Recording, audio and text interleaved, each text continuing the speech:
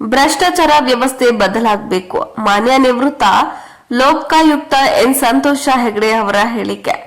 ಈ ಭ್ರಷ್ಟಾಚಾರ ವ್ಯವಸ್ಥೆ ನಿರ್ಮೂಲನೆ ಮಾಡುವುದು ಯುವಕರಿಂದ ಮಾತ್ರ ಸಾಧ್ಯ ಎಂದು ಹೇಳಿದರು.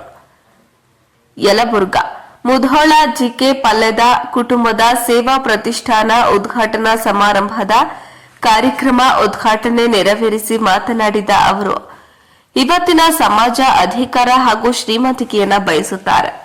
ಅದು ತಪ್ಪಲ್ಲ, ಆದ್ರೆ ಅನ್ಯ ಮಾರ್ಗದಲ್ಲಿ ಹಣ ಮಾಡೋದು ತಪ್ಪು ಎಂದ ಅವರು, ಮನುಷ್ಯನಿಗೆ ಯಾವುದೇ ಕಾಯಿಲೆ ಬಂದ್ರೆ ಔಷಧಿ ಕೊಟ್ಟು ಕಾಯಿಲೆ ವಾಸಿ ಮಾಡಬಹುದು.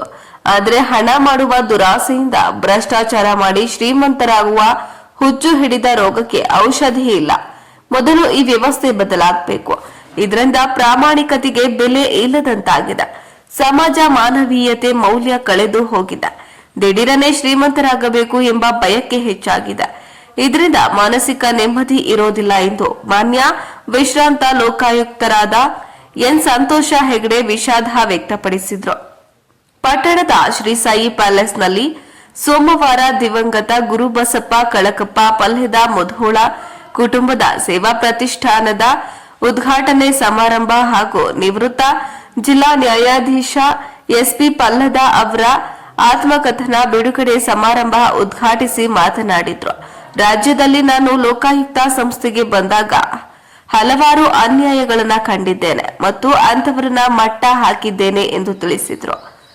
ಈ ಕಾರ್ಯಕ್ರಮದಲ್ಲಿ ನಿವೃತ್ತ ಜಿಲ್ಲಾ ನ್ಯಾಯಾಧೀಶರಾದ ಮತ್ತು ಗದಗ ಜಿಲ್ಲಾಧಿಕಾರಿಗಳ ಕಾನೂನು ಸಲಹೆಗಾರರಾದ ಜಿಎಸ್ ಪಲ್ಲೆದ ಹಾಗೂ ಪಲ್ಲೆದ ಕುಟುಂಬ ಪರಿವಾರ, ಸಂತೋಷ ಶಿ ಪಲ್ಲೆದ ಜಿಲ್ಲಾ ನ್ಯಾಯಾಧೀಶರು ಬೆಂಗಳೂರು, ಈಶ್ವರ ಭೂತೆ ನಿವೃತ್ತ ಜಿಲ್ಲಾ ನ್ಯಾಯಾಧೀಶರು ಯಲಬುರ್ಗಾ, ಕಳಕಪ್ಪ ಗು ಪಲ್ಲೆದ ತೆರಿಗೆ ಸಲಹೆಗಾರರು, ಇನ್ನರ್ ವಿಲ್ ಪ್ರಧಾನ ಕಾರ್ಯದರ್ಶಿ ಜೋಶಿ ಪಲ್ಲೆದ, ವಿವಿಧ ಜಿಲ್ಲೆಯ ನ್ಯಾಯಾಧೀಶರು ಮತ್ತು ವಕೀಲರು, ನಗರದ ಗಣ್ಯ ಮಾನ್ಯ ಮುಖಂಡರು, ಮಹಿಳೆಯರು ಹಾಗೂ ಅನೇಕ ಮುಖ್ಯ ಅತಿಥಿಗಳು ಉಪಸ್ಥಿತರಿದ್ದರು.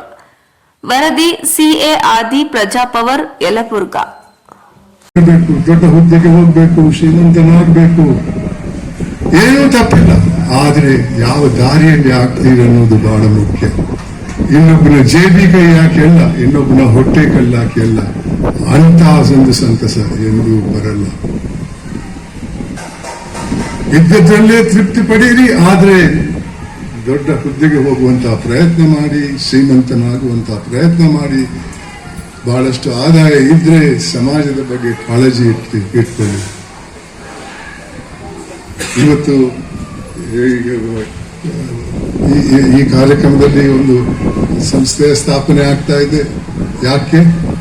ಜನತಾ ಸೇವೆಗೆ, ಅವರ ಸೇವೆಗಲ್ಲ. ಯಾರಿಂದಲೂ ಅನುದಾನ ಪಡೆಯಲ್ಲ ಅಂತ ನಮಗೆ ತಿಳಿಸಿದ್ದಾರೆ ಪಲ್ಲೆದವರ ಕುಟುಂಬದವರು. ಅಂತಹ ವ್ಯಕ್ತಿಗಳ, ಅಂತಹ ಕುಟುಂಬದ ಸಂಖ್ಯೆ ಜಾಸ್ತಿ ಆಗಬೇಕು. ಇದು ನಮ್ಮ ಕೈಯಲ್ಲಿದೆ.